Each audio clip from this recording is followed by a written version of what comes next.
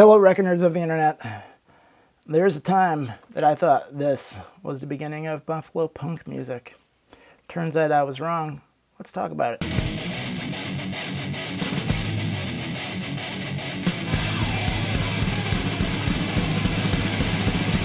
Six in the morning. So, a long time ago, the Goo Goo Dolls were a punk rock band. I know, shocking. Maybe you knew that, but maybe you didn't. I'm guessing if you watch this video, you know that they were. So I used to own the original of this on Mercenary Records. This is a reissue that they did for the Goo Goo Dolls box set that came out Record Store Day, I don't know when. So I bought this, and I sold the other one. I never heard of a Buffalo punk band before the Goo Goo Dolls. For a long time. I figured there must have been one, because every town had punk bands back in the 70s and 80s.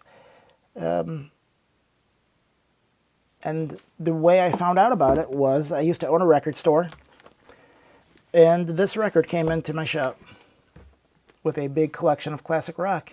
I'm like, that looks like a punk record. That's weird. And I looked at it, and I was like, oh, that looks like it's a semi-local release, because, you know, I don't know where Freeville is. 1-3, I don't know where 1-3 is. It's probably somewhere in central New York. But so I found this, and I researched it, and I found out that the Enemies were a Buffalo punk band.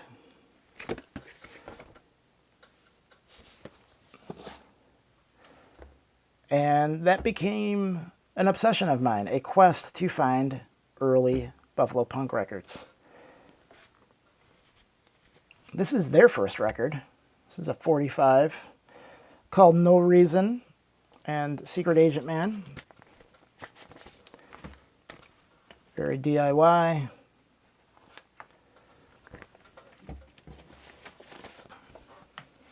When did this come out? Does it say? Does not say. But this is the first thing that they put out. And this is not particularly good, unfortunately. This record is awesome. Oh, let's talk about that record again, because I forgot something. So, this record has a song called Disconnected on it, which was covered by the Goo Goo Dolls, which we previously discussed, on their album A Boy Named Goo. It's like the second to last song? Last song? Has like a phone ringing. So that's this band's claim to fame. I wonder if they get money for that. I don't know. So then this record came out after that LP. This is Capital Idea. It's a 45, and then on the back side is a song called Political Sod, which apparently they thought that, you know, they're English? I don't know. They don't do fake English accents or anything, so that's cool.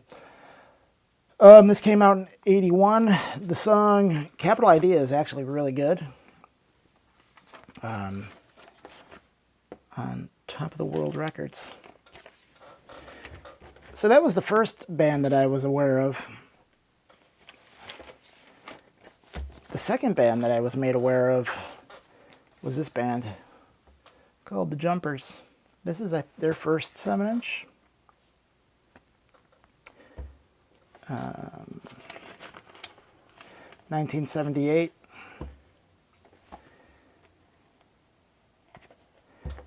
You'll Know Better When I'm Gone. I Want to Know What's Going On.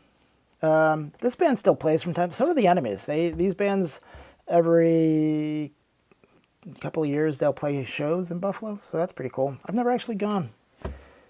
Maybe I'll go sometime. Oh, this one's signed by someone. So this is more of like a power pop band. I guess the Enemies are sort of power pop too. None of these bands are hardcore bands. It'd be a while until Buffalo saw an actual hardcore band. And then this is their second 7-inch. Sick Girls. This one came out, when did this come out? Sick Girls with This Is It. This is put out by PIAS Records, which is Play It Again Sam's Records, which is the precursor to the record store Home of the Hits in Buffalo. If you're a Buffalonian, you surely know Home of the Hits. They are now defunct, but this had a different, there was another color sleeve for this as well, where the glasses were a different color. Here's the insert.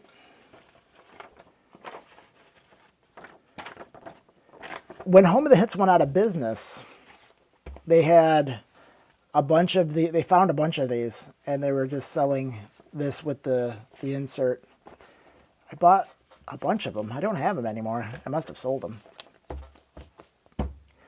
Did I figure out when this was put out? I don't think I did. I don't know. The world may never know when this was put out. 1979. So that was pretty early. This is a band called Secret Savior from Buffalo. This is actually a reproduction cover made for me by the guitar player. He actually gave me this record in exchange for a Descendants CD at my old record store. So this came out in 1980. I remember the A-side being better than the B-side. First Love. Sort of had like almost like a little bit of an adolescent sort of vibe, and then the second side was kind of like blah. But it's pretty good. Now this one is the one that I paid the most money for. Aunt Helen Big Money, backed with Rebecca. Looking at them, they kind of look like a Led Zeppelin cover band.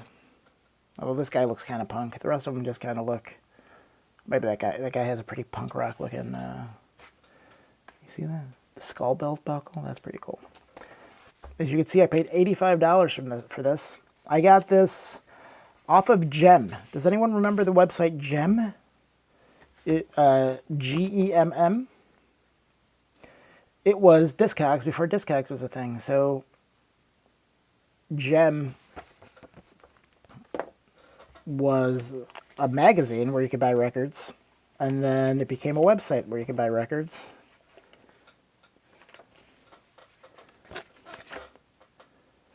And that's where I found this. It was the only place I'd ever seen it. A lot of people of the older Buffalo punk scene had never even seen one of these before. That's how hard to find they were. Now you can find them kind of easily. Also has an insert. I don't know, this insert's pretty punk. Kind of like reminds me of like the Dead Kennedys sort of stuff. This came out in 1978, and then has a lyric sheet. You could usually pick these up for cheaper than $85.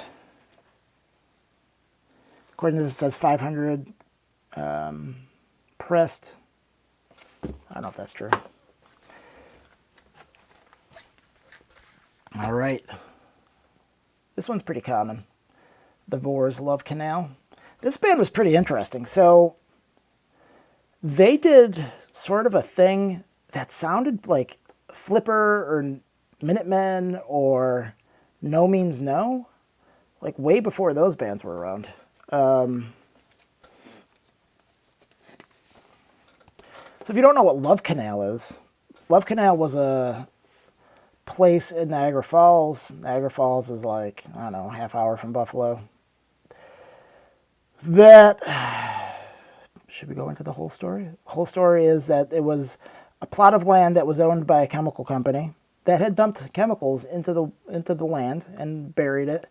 And then they sold it to, I think, Niagara Falls, and with the condition that they would never build anything on it. And so they immediately built a school and a whole suburban neighborhood on top of it, you know, because why not? And then people got cancer and died. And it was quite a big thing back in the 80s. Although I think this came out in the 70s, so this is, again, 78 this came out in. A lot of these things were recorded at Select Sound in Buffalo. I think Sam I Am recorded something at Select Sound as well.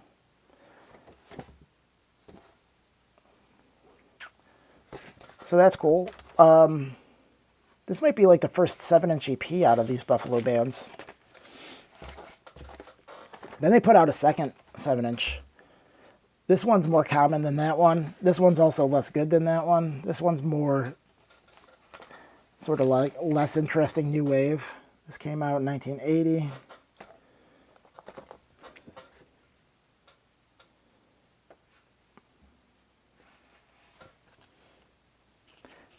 These guys were playing a lot in the 2000s. They put out like a CD. I don't know what it sounded like. There's that insert that it came with.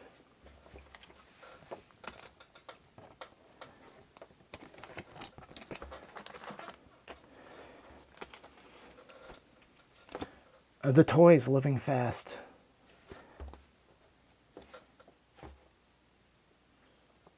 When did this guy come out?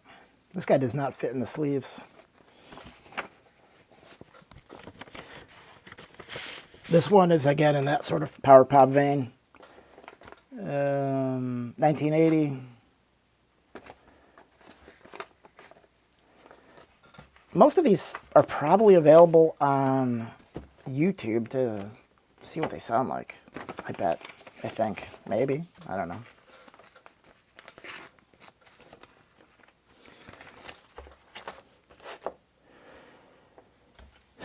And then the final one that I have,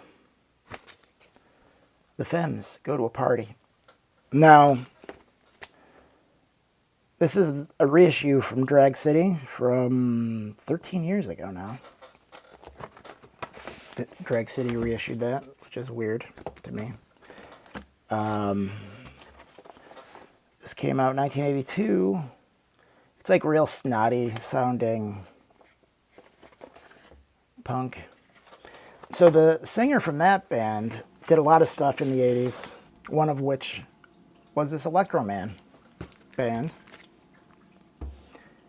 And this is sort of less punk and more synthy new wave stuff, if I remember correctly. I haven't listened to this in a long time. So Mark Freeland, he was a real character around town, and now he has since passed. R.I.P. Mark. And the last thing I have is this, and I'm pretty sure this is almost entirely new wave, just looking at the people and me not knowing what they sound like. This was engineered by Armand Petrie, who engineered a lot of the early Goo Goo Dolls records. So there's that, which I'm sure no one cares about. When did this thing come out? So ironically, this is called Mystery Date, and the date that it was released is also a mystery, because it does not say. I'm going to guess like 1982.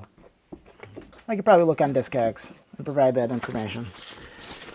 So that is my Buffalo record collection of early Buffalo punk releases. I used to have some more, but I couldn't find them. I may have sold them. I had a 7-inch by a band called The Good, which I guess is most notable for being a band that Vincent Gallo was in, although I don't believe he played on that 7-inch. And it was, even though they were called The Good, they were not good. I wouldn't hesitate to even call it punk. And then there was a comp that I had called like the For Now comp that had some of those bands on it. Maybe the Fans, maybe some other stuff. I don't know. I don't know where it went. I don't think I sold it because it wasn't really worth money. It's pretty common. But there you go. Early Buffalo punk. I mean, we might want to talk about Green Jello. That was a band that played in the mid-'80s, like 85 in Buffalo.